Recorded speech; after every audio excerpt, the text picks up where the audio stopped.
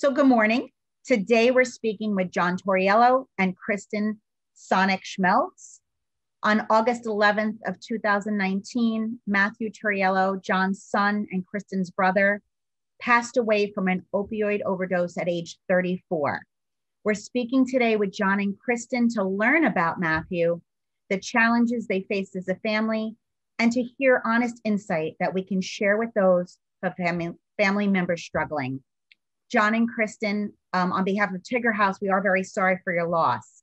Unfortunately, in New Jersey and beyond that, we have lost so many beautiful souls to the disease of addiction. I'd like to just start by having you each tell us about Matthew and let us learn what he was like. Sure. So I guess I'll go first. It's always a little difficult to speak about Matt because it brings back some, really good memories and get a little choked up about it. But Matthew was a wonderful kid growing up. Not quite sure where things went off the tracks, but something went off the tracks probably in high school. We noticed issues developing in high school. He was involved, he was smoking pot and doing other things that we didn't really particularly approve of, but he kind of went back and forth between doing fabulous things, helping out children, working in the church, every person in the high school who was, typically bullied, that would be Matthew's friend. He would reach out to that person and bring them right in. And Matthew, he told us later on that he felt that he was bullied in middle school, so maybe he felt some kinship to these people, but I'm not sure what drove him. But that was sort of typical of his life, and he wasn't a sports star, although he had aspired to playing football in middle school, and he will criticize my wife for not allowing him to play football in middle school, but I stand by my wife. No football, no rough tackle football anyway. But he wasn't terribly athletic, so he wasn't popular because of that. But he was clearly one of the most popular kids in his class, which makes it all the more touching to me that he would make a point to reach out to kids who were not particularly favored. And I know that just after he died, they were planning a get-together, a reunion for their class. So it would have been probably, I guess maybe they were starting to plan a 20th year reunion. I'm not quite sure what it was they were starting to plan, or maybe 15th year reunion. And we had so many of his classmates come to us and say, Matthew was the natural, because he was the guy who stayed in touch with everybody people loved to talk to. But as I said, something went off the rails, and he had this, I don't know if it was a dual personality, but he definitely had a fascination or maybe an insecurity, and he fed it with using pot and things of that nature. When he went to college, his first semester was actually quite good. Second semester, for some reason at Penn State, they allowed them to pledge for fraternities, which I thought was a huge mistake. Of course, he was in college at that point, and he didn't bother to tell us he was pledging until after he had already pledged.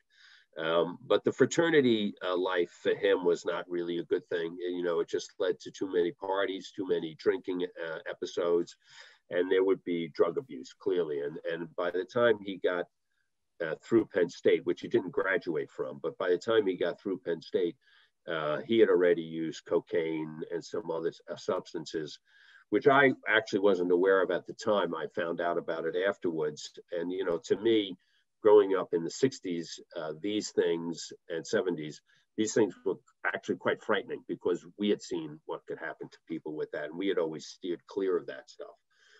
But, sort of to give you an example of Matthew. So when Matthew got through it was into his second year, I was already thinking, this is not really great for him. And so I spoke to him, and I said to Matthew, Matt, some places aren't meant for some people, and maybe you would do a lot better in another place. but he was insistent. He wanted to go back to college. In fact, we had him out for about 6 months, and he convinced the social worker that we had working with him that this would be the best thing for him. That convinced us. So he went back, and 3 years later, in his 5th year, where he had accumulated less than probably a year's worth of credits that could be transferred, he finally called me and he said, "Dad," and this was typical of Matthew, "Dad, you know what? You were right. When you told me that some places aren't good for some people, you were right. I'm coming home." Now, having heard that, obviously I'm saying, "Oh, that's great. I'm right." But that's the way Matthew was. He knew exactly how to present something so that you would have the best reaction you could possibly have. He then, we didn't know it at the time, but he came back. He didn't want to go to college. He worked in temp jobs in the city, but he worked at Lazard Frères, which is a big investment bank. And he also worked at UBS. And, he would do 6-week, 8-week stints, and then the stint would be over. But the place he was working for would call back and say, UBS has asked for Matthew to come back, or Lazard has asked for Matthew to come back. And so Matthew was there for 2008. He was in Lazard when the whole meltdown occurred in 2008, and he saw it. And he told me, I remember him telling me that I saw 50-year-old men crying on their way out the door. But when he finished that, he said, "I know I need to get a college degree. I'm going to go get my college degree." He had done so poorly, though, in Penn State, he couldn't get into a 4-year college at that point. He had 3 or 4 very good choices coming out of high school, but now he didn't. So he went to the local community college. He aced the courses there and then went to Rutgers. What we didn't know, and he was doing fabulously at that point, what we didn't know at the time was that he had actually put himself into an AA program. And he was doing AA all through that college experience. And when he got out of college, he got a job at JP Morgan Chase in Delaware, and everything was looking good. He had a girlfriend down there. We were thinking, we had a rough go, but life's going to be okay.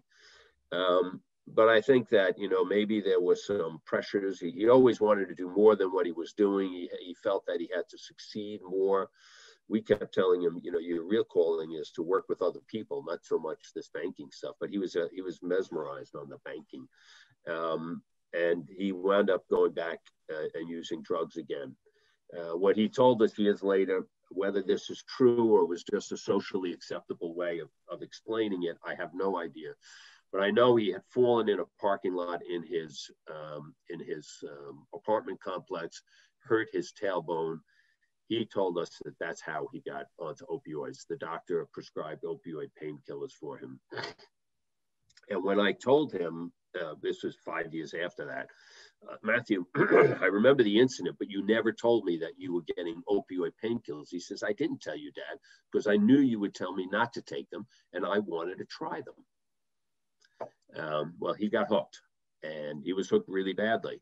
For 3 years, we had no idea what was going on, except that everything was going wrong.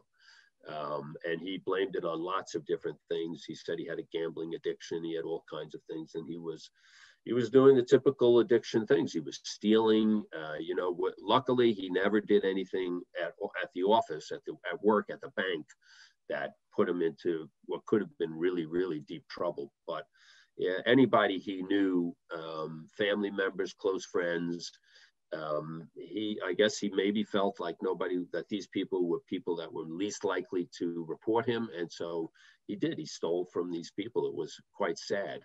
But eventually he was caught out. He was involved in he was stopped at in some traffic stop. He was driving another friend's car that didn't have insurance on it, and the cop stopped him, and there was a warrant out for his arrest. And he wound up getting pulled in, and it was as a result of that. And it's so often the case when you're dealing with addiction that it's something to do, some mix up with the law that leads to finally what we might call a come to Jesus moment. In any event, he told us finally what the real issue was. And needless to say, we were shocked. We didn't know what to do, frankly. We had no idea how to deal with opioid abuse and heroin abuse. he was way ahead of us because he had lots of friends, frankly, who had been through this, and he had all kinds of ideas as to where he should go, what he shouldn't do. And I remember the Amy Winehouse song, Rehab. Yeah. And oh my God, when I listen to that and I think back on those days and I hear her talking about, I don't have the time, for 29 days. My dad says, I'll find the time. I don't have the time. I can do it all myself. I'm thinking it's so spot on to, what goes on, at least what we saw going on in people's heads. So eventually, initially he went to court and we were able to clear things up for him there. He was in a rehab program, but it was an outpatient one. That didn't work. So then we found an inpatient one. He didn't want to go. He did go. And so he went in for 30 days and then he went in for 6 months. That was a place here in New Jersey. Marilyn and I weren't terribly crazy about the place, but it kind of did the thing that it needed to do. But coming out of that, he was told you should go into a structured sober house. We again didn't really know what that was.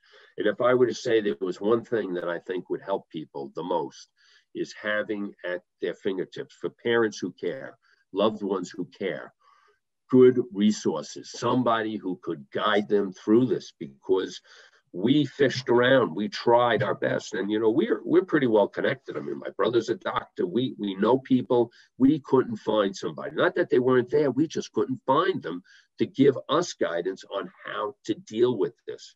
And of course, like every other family, it kind of tore the family apart. Marilyn and I were much more, we're not throwing him out of the house, we're going to work with him.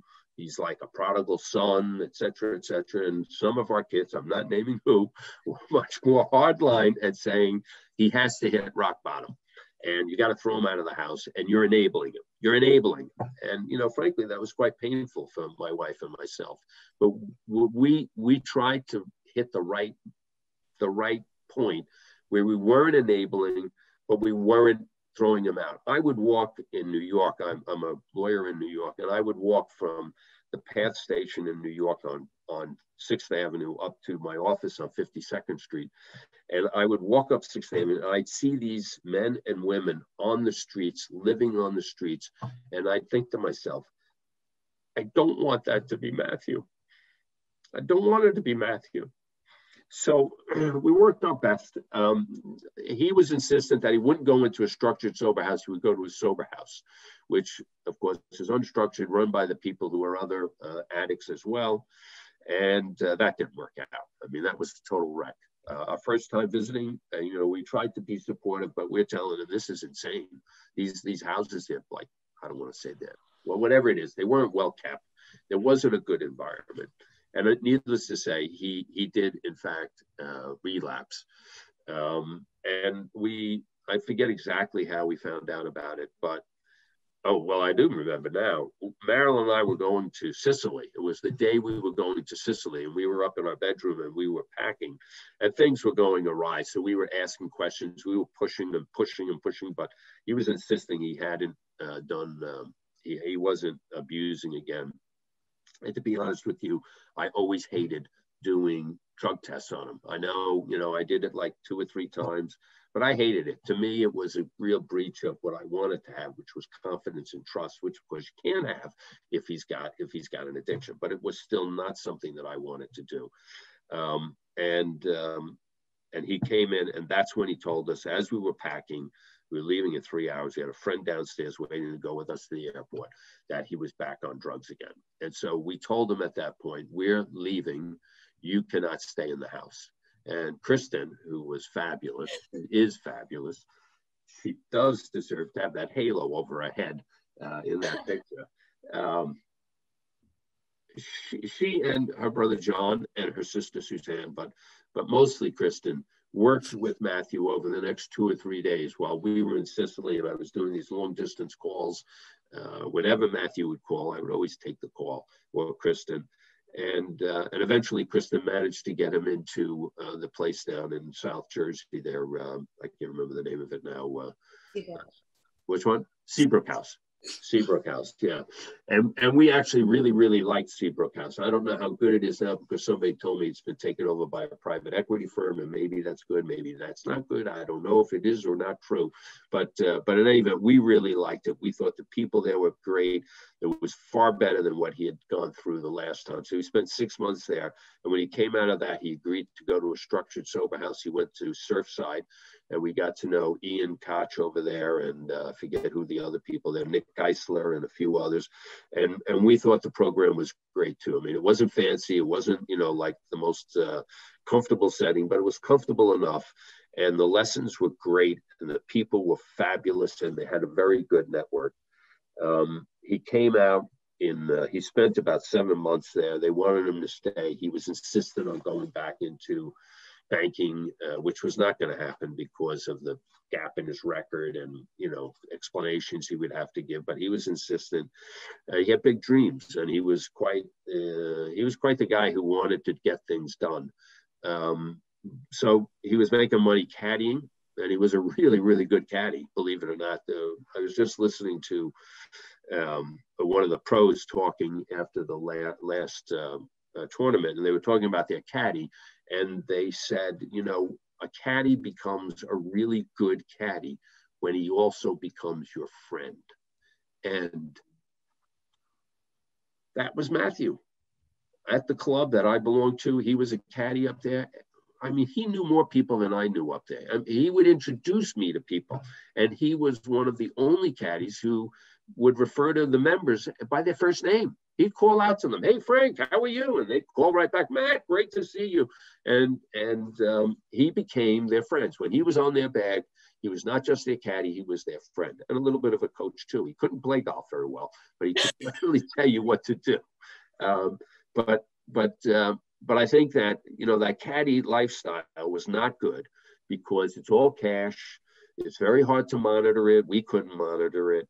But he didn't really have any other choices for making money. And while we were helping him, he didn't want us to help him. He wanted to do it himself, but he did relapse. And I'd say in the last 3 or 4 weeks of his life, like July into the very middle of August, I was seeing things that I didn't like. And I was talking to him. He kept insisting he wasn't relapsed. And what pains me a little bit when we afterwards, because we went down and he was living between our house and Surfs in Ventnor, New Jersey, which is where Surfside is located. And we were in touch with Surfside, but we weren't as in touch as we were when he was in-house there. And we were after Matthew, and we were encouraging Surfside to have an aftercare program. I mean, they had an aftercare program in the sense that they had things that people could do, and there was all sort of a community, so people were watching and all the rest of this stuff, trying to be supportive. But it wasn't a formal program, and we did fall out of touch with them. And when we went down after Matthew died, we spoke to the fellow who's the director, great guy. And he told us, there were things that I thought were wrong with Matthew. I thought things were going badly in the last couple of weeks. And I thought to myself, my God, why didn't you pick up the phone and call me? But then I thought, I thought the same thing. I thought things were not going well either. And I didn't pick up the phone and call him. But if one of us had called the other, I mean, you never know how things work out, but I think we would have been able to, put him back on the right path.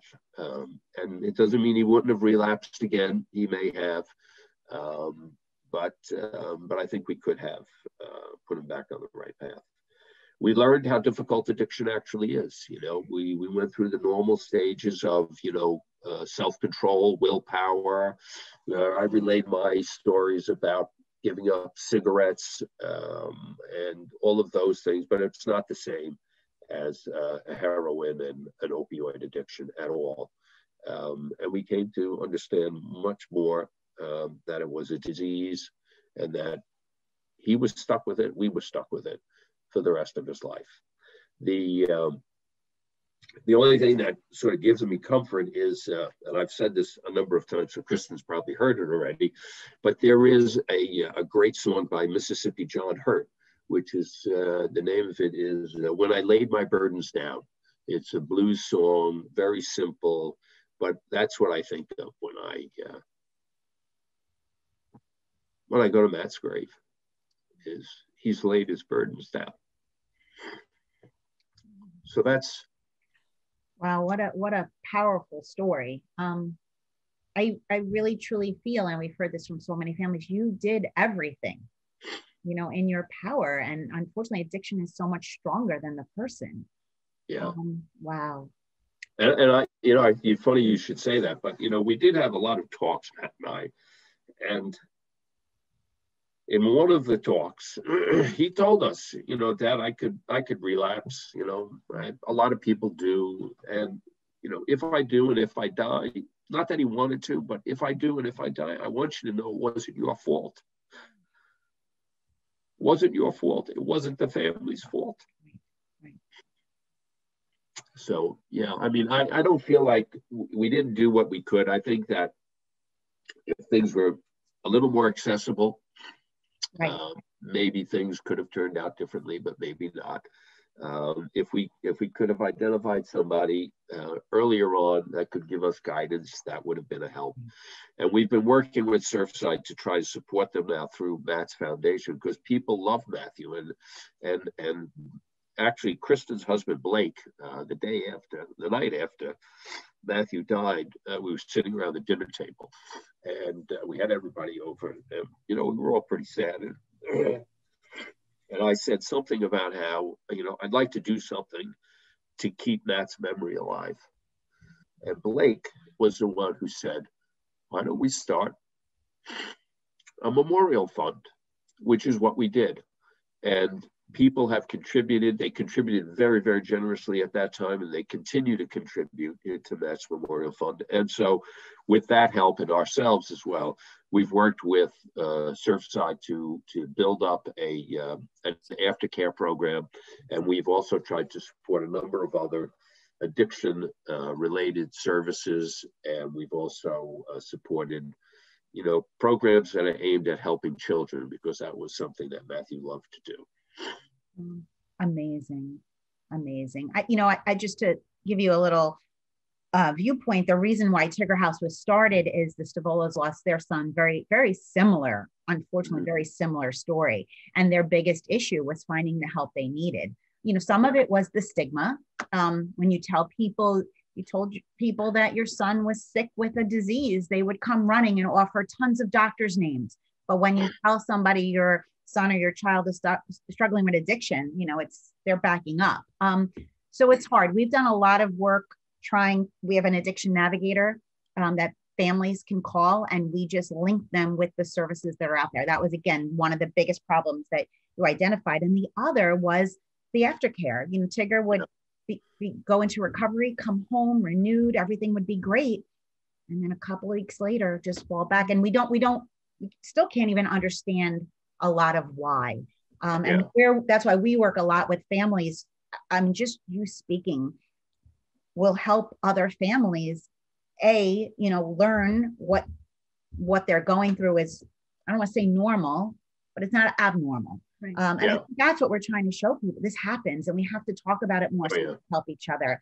And the way we approached it from the outset was that we weren't going to give in to the stigma or the shame. We were going to tell people this was, we were not going to act like we felt ashamed about it.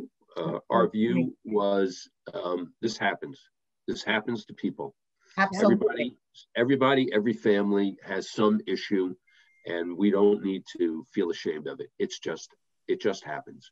And so that's the way we approached it while Matt was alive, once we knew.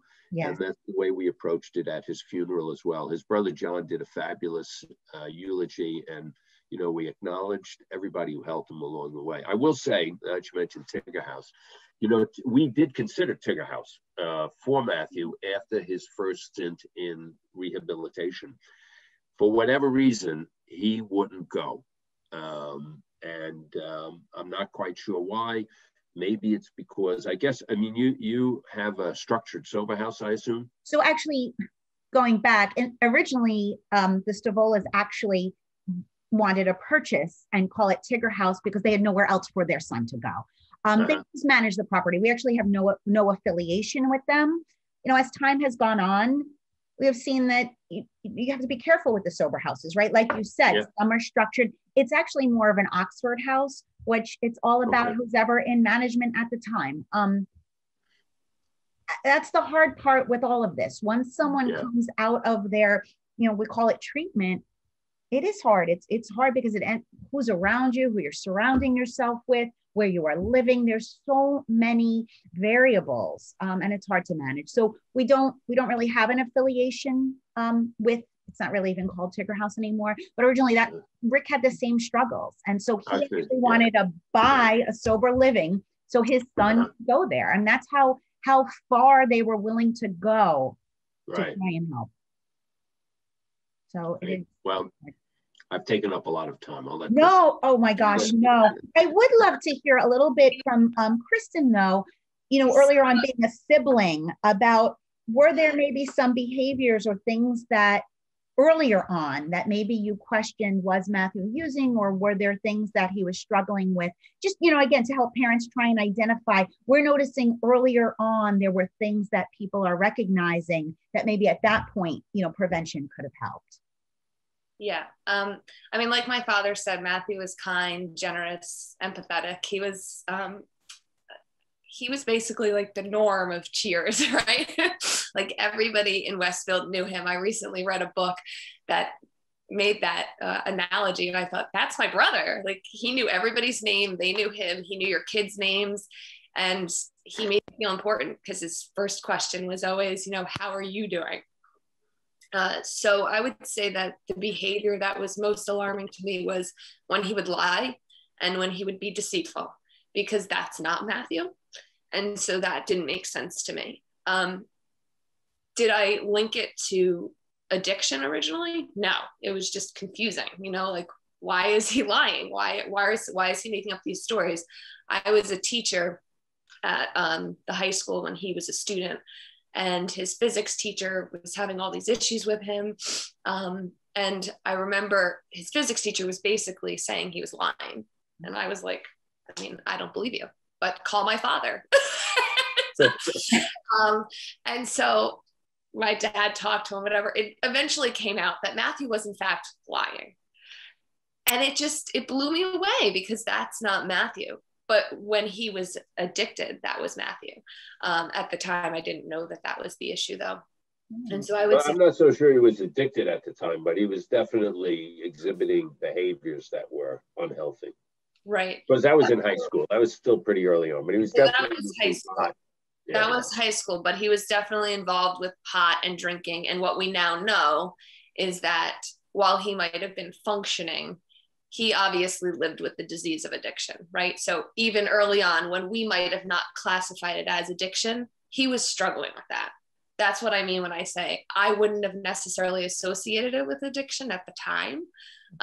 But by all means, in hindsight, yes, I think that was a result of his disease that he didn't know that he had, and that he didn't know he was living with. So that would be what I would say is the biggest thing. Very, very interesting. And that's helpful, because again, we do notice that people exhibit behaviors early on, you know, why our foundation is really working so much on prevention and working with younger people to try and identify tools to get through that tough time. Yeah, but you know, the thing is that it's difficult because he wasn't smoking pot and drinking and all the rest of that stuff by himself. He was doing it with friends. And as far as I know, none of those other friends went on to develop the addictions that he developed. You know, each one of them has gone on to a more or less successful life. They're certainly coping, they're doing well. And why it was Matthew out of the 3 or 4 of them that were doing this the most together, I have no idea. I mean, I can tell you that Kristen was saintly, so she never had any issues with drinking or anything like that. But our son, John, I mean, he definitely was drinking in high school. He had friends, they were drinking in high school, but none of them, you know, had this issue develop for them. So I don't know if it's, innate, but I suspect that there is something innate about it. And Absolutely. it's like a little bit of Russian roulette. You just don't know. Mm-hmm.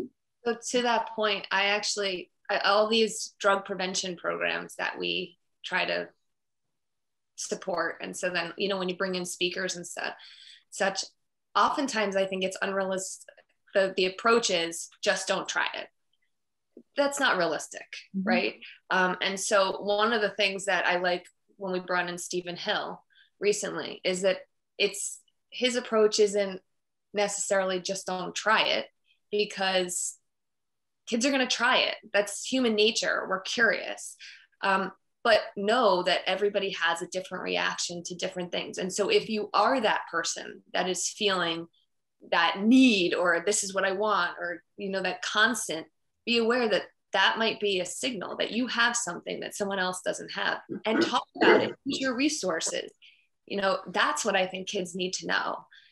Not everybody's the same. We all live with things, and maybe your thing is addiction, but seek the help, because you don't want to go down that road. Absolutely. No, I agree. Kristen, what was it like for you as a sibling watching your brother go through all of this for all the years? Your father described it from the parents' point of view, but what was it like for you as a sibling watching him go down this road? Pretty horrible. Sorry, I didn't think I'd cry, because I'm usually pretty good at it. But just give me a second, I'll get it. Our Tigger House is really focused on the family and the siblings and helping them navigate this journey as well. And it's always valuable to talk to families that have been through this and gain perspective from how it was for you, so we could help those who are currently going through it. And absolutely. I mean, that's why I'm willing to do this. That's what I want to, is to help other people. So I think it was horrible because I'm most like Matthew. So he has the biggest heart in the world.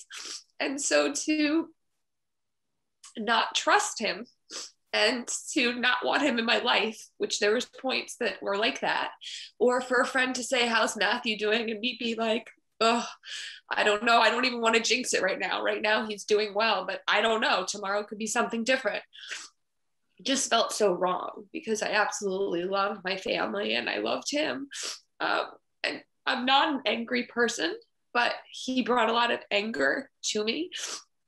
And what I realized was that I didn't understand it was a disease. So at the beginning, I really felt like he was making these choices. Like, why is he doing this, basically? And I couldn't understand it. It wasn't, this started in high school when I was teaching, and, the lying started all through college, the lies, post-college. But it wasn't until his last 2 years of his life that I actually understood that it was a disease. And that's because he started to become more honest. And so then as soon as we could actually have these conversations, it was like, okay, I'll go to AA with you. I'll go to one of these family meetings. We'll try family therapy. We'll do different things. But until then, I didn't know. So then I was just angry.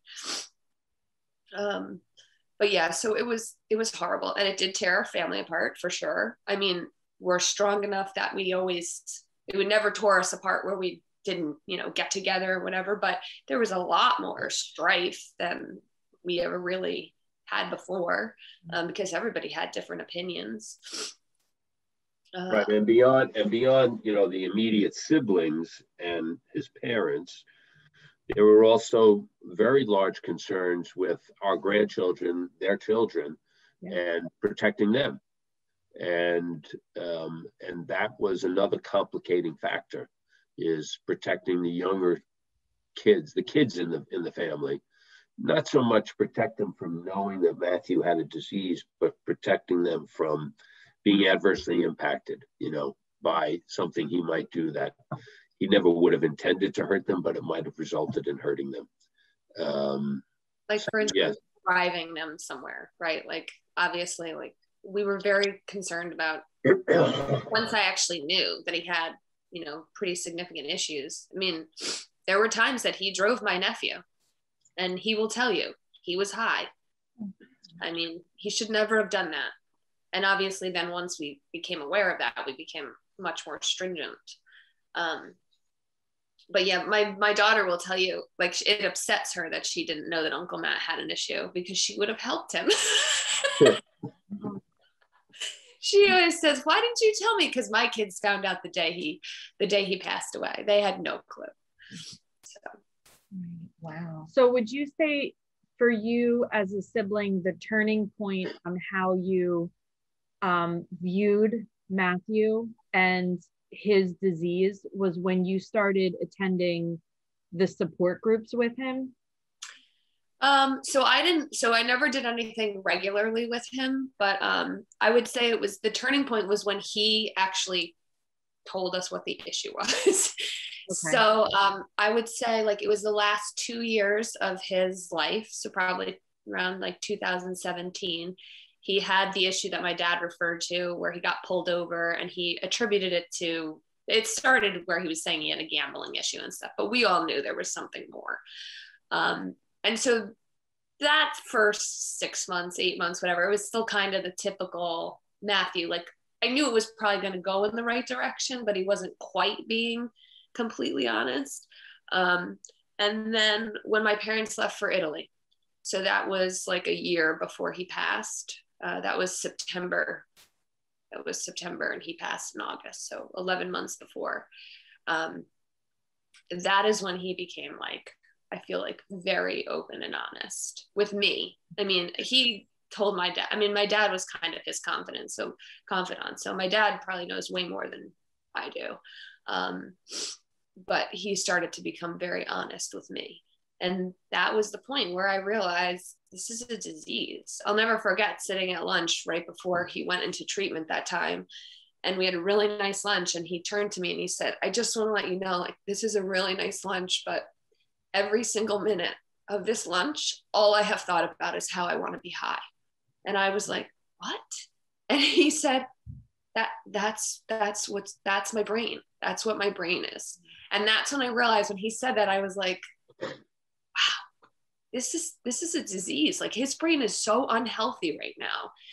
And so if that is something that I feel like is the most helpful point for families, is when you're trying to find help, think about how long it takes a healthy brain to heal. And everybody's different.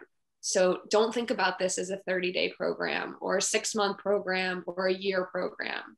Just, do you want to get better? And if you want to get better, then you have to do it according to your brain.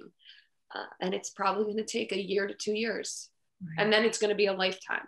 Right. But 1 year to 2 years where your brain is capable of operating in a logical manner to maintain that recovery. Until then, I think you have to be at other people's, like, other people have to be helping you in that first year. You can't do it alone. That's amazing insight. What advice would you maybe give, and I'll ask you each, Kristen, as a sibling, to other siblings because we do have students in our alliance that have siblings that some are struggling right now in active addiction. Do you have any advice for them as a sister or brother? My advice to them would definitely be to take the time to understand that it's a disease, because and to do the research and to do what you can do. You'll often hear that you can't do anything. This is in Matthew's hands. Like, you can't force him to go to recovery. He's got to do it. What you say isn't going to make a difference. I don't actually believe any of that in hindsight, as I was kind of learning and going through. That's what counselors would tell you. I think there's a lot you can do. One of them is building empathy. Like, just try to be in their shoes. I know this is going to sound so silly, but for me, like my dad said, I'm not really into drinking or drugs or anything like that, but sugar is my thing. I love sugar. So when I realized that this was taking over Matthew's life, one of the things I did was I gave up sugar. I know that sounds crazy, but for me, it was really hard. Do you know how many times I went to the cabinet in the first day? 15 times probably, to try to get chocolate chips. Like, and it was so, I thought to myself, wow, the consequences of me eating chocolate chips are, zero. I mean, really, what's the big deal? But if he's going to get heroin, it's the same thing. My brain it was the same concept on a much more insignificant level, but it was the way I could relate to what his brain was doing. Coffee, give up coffee, do something, right? To just understand how their brain is working. That's actually, that blows my mind. I mean, you're so on point with that. Wow. Yeah. So that's what I would do as a sibling. But I did that, 17 years in. No, I understand. And John, for you, I mean, you gave us so much helpful advice, but what is maybe one or two things that you would say, like, if you feel like your kid might be struggling, here's some advice for you? I would say, number one, don't think it can't happen to you or to your child. And that's not coming from a place of, feeling badly that people would have thought badly of our child, of Matthew. But it's because, that was really our attitude. We thought of all kinds of different possible explanations for his behavior over the course of about 14 or 15 years, but never, ever thought it could be an addiction, and particularly not an addiction to opioids or to heroin. And so, my single biggest piece of advice would be, don't think it can't happen to you. And then as a result of that, take some steps in advance to educate yourself, to sort of have what some people might call a go bag. And I don't mean, underwear in a bag. I mean, people that you can turn to as resources, because if this happens, it's a major, major problem. And you need people who understand it. And even those who understand it tell you that they don't understand it. But you need somebody who's been down the road, who can help you find the resources you need, understand the behaviors you're seeing, understand what you can do, what you can't do, all of that. So I think that's what I would say. No, I agree with you 100%. I think that's, the Stavola family, from my work with them, they would agree with you. And that's one of the reasons why we're here, right? So we do a lot of that. We're here for our families. And then in addition, I think, Kristen, what you were saying, we just try and go into these schools and not say, don't do drugs, because either they know it or they're not listening to us. It's about this wellness and creating trusted advisors that the kids can go to. Absolutely. That's huge. I am so impressed by what you're doing to honor your son. And I think that that's so important, because he is living on every day in the work that you are doing. I'd love for you guys to get a chance on this video to tell us a little bit about the foundation and the work you're doing and the positive stuff that you're seeing come of it, because I think that's just beautiful. Thanks so much. Kristen, you do a fabulous job. So you take it. Go ahead. Okay. So we work closely with the Westfield Municipal Alliance, and we do different prevention programs. Like, we just brought Stephen Hill to the Westfield community. And then we also work with Surfside, and our biggest focus there is to create a aftercare program where you're kind of you're in coordination with the family, and to provide guidance for the family post leaving Surfside. And then we work with the local church, where Matthew was a very active member. And we do different kinds of peer programs for them, whatever kind, like in middle school. Matthew was actually a middle school peer, what was he? The youth minister. He was the youth minister, right? He was the youth minister. And so we support the middle school program and kind of take your approach, where they're not related to drug prevention or anything, but it's a wellness programs. Like, they bring in different speakers and whatnot to build their confidence and things like that. So we support those programs. We definitely do more, Dad. Help me. Yeah, well, we do. We have supported the arts. I should have written them down. We've supported the arts in Westfield because, I mean, basically that's a really good outlet for children, for young people, really. Absolutely. And it's such an important part of being a well-rounded person. And Matthew enjoyed the arts. He was very big into theater and stuff like that. And then we've also, reached out and helped the food bank. We've done family events where we've volunteered for a day to stuff bags or whatever else it is to sort of, again, try to help those who might need help on the most basic level, like food, for example. Right. So we've probably got about 8 to 10 not-for-profits or charitable organizations that we've been able to support, and we continue to support. And then, we try to bring in these speakers, and we'll work with people. Occasionally we'll get a call from somebody who's going through it. Maybe about a month ago I did, and we gave them some ideas. We're not experts in terms of providing guidance, but we gave them some ideas of what they might do to try to get some help as they tried to find their way through this addiction issue.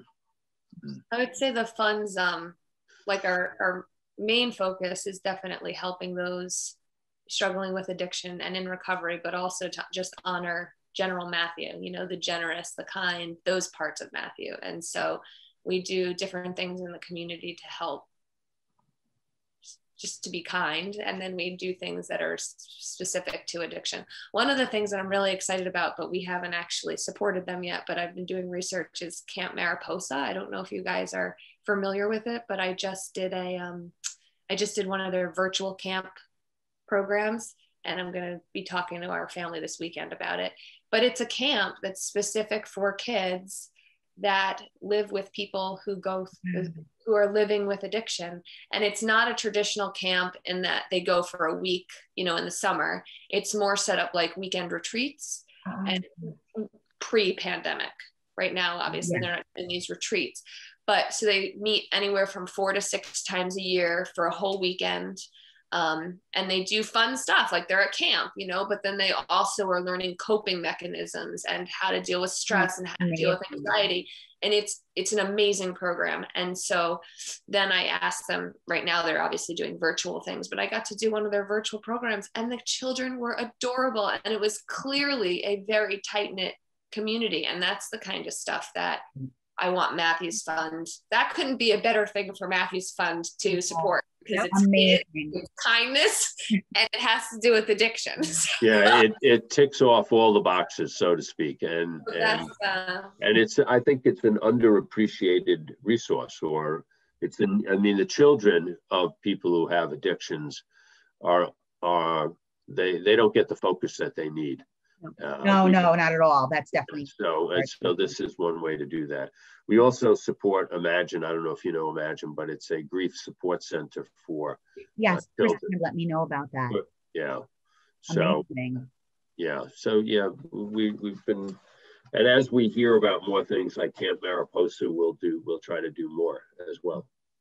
Well, it's amazing. You are truly honoring him, and I think that's the takeaway, that you're letting people know that they have your support, and it's just, that's what this world needs. So, God bless you and all of that. Is there anything you would like to add that we haven't covered, or that you would like somebody right now who maybe has a child or a brother or someone in their life struggling, that you want them to know? Well, they're not alone, that's for sure. Awesome. And don't be ashamed. Awesome.